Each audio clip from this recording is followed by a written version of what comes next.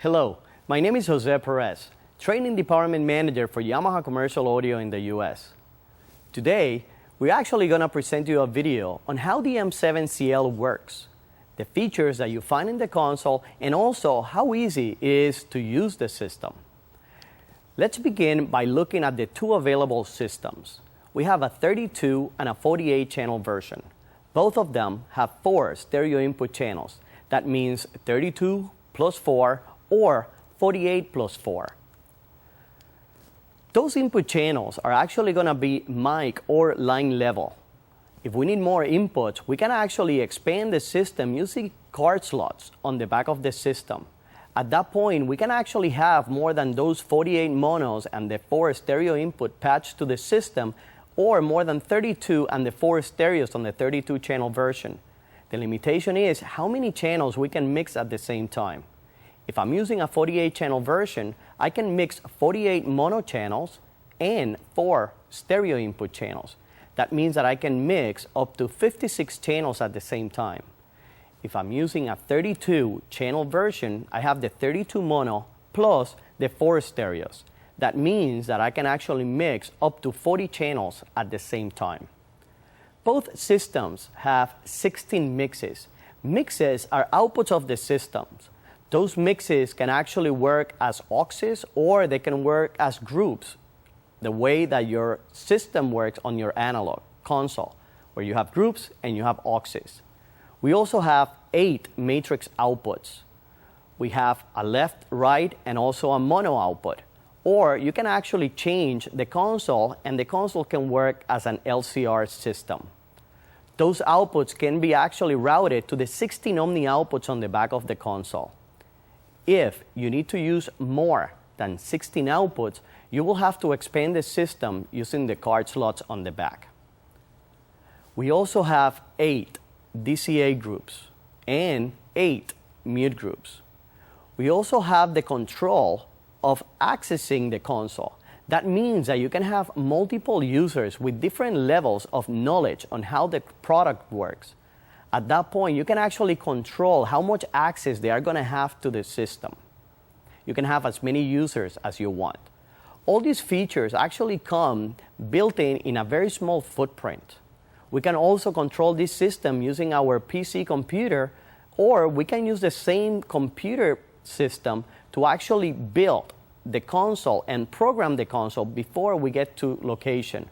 That's what is called the offline editing. When we look at these consoles and we start looking at the hardware, when you compare the 48 and the 32, you will see that they are actually very similar. Of course, the 48 channel version will have 16 extra inputs. When we look at the input channels of the console, you will see that they are all XLR. Keep in mind they are mic or line level. We have mono inputs, and we also have the 4 stereo inputs on the back of the system.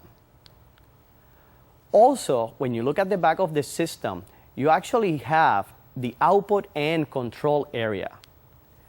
Under the output and control area, you find the 16 Omni outputs. Those Omni outputs are actually XLR ports that will receive an output signal. They are called Omni outputs because we can actually route any output signal to them. By default, they are receiving a signal. But if you look at number 15 and 16, you will see an L and an R next to the 2 of them. That is because by default, of the outputs 15 and 16 are actually getting the signal from our master left and right outputs. Also, in that same area, we have a 2-track digital output, AES EBU. We also have a remote port. That remote port is going to be in use when we have mic pre's on stage and we want to be able to control them from the console. That is going to be possible by establishing a communication between the 2 units. That communication will be established by that remote port. Also, on the back of the console, you have word clock, in and out. Word clock, it's a very important device once you start using digital devices. That is because only one of them is going to be the master. The rest of the units will have to be slaves. Also, a MIDI in and out, as well as a network port. Keep in mind that network port is going to be the only way that we're going to be able to establish the communication between our PC computer and the M7CL.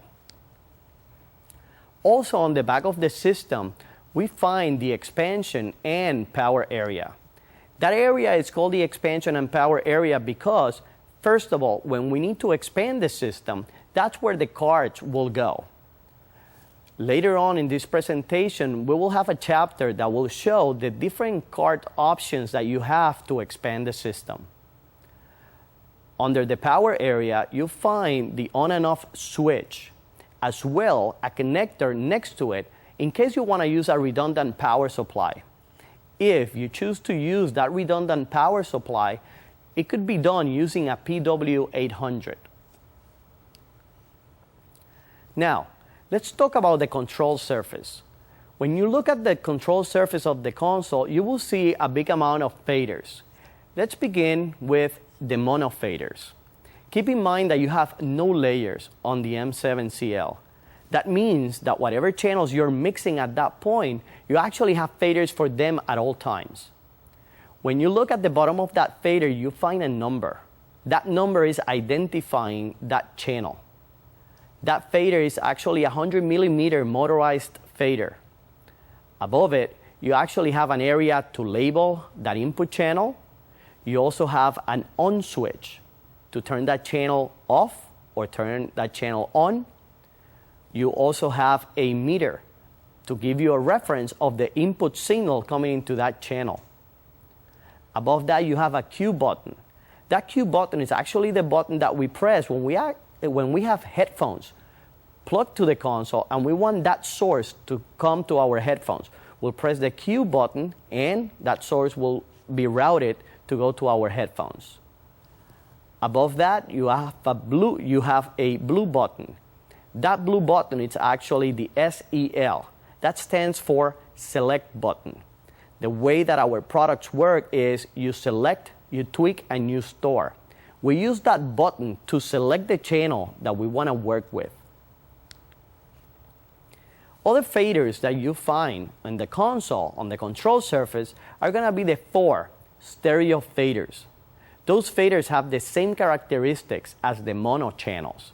You have the ID at the bottom. It's also a 100 millimeter motorized fader with the area to label, with the input meter, with the on switch, Q, and select button. Keep in mind, those 4 stereo input channels by default, they're getting the signal that it's coming back from the internal effects. That means that by default, the 4 stereo inputs on the back of the console are not patched anywhere. If we choose to use them, we will have to patch them. 2 more faders that you will find are actually a red fader and a yellow fader. The red fader controls our master left and right output. The yellow fader controls the mono output.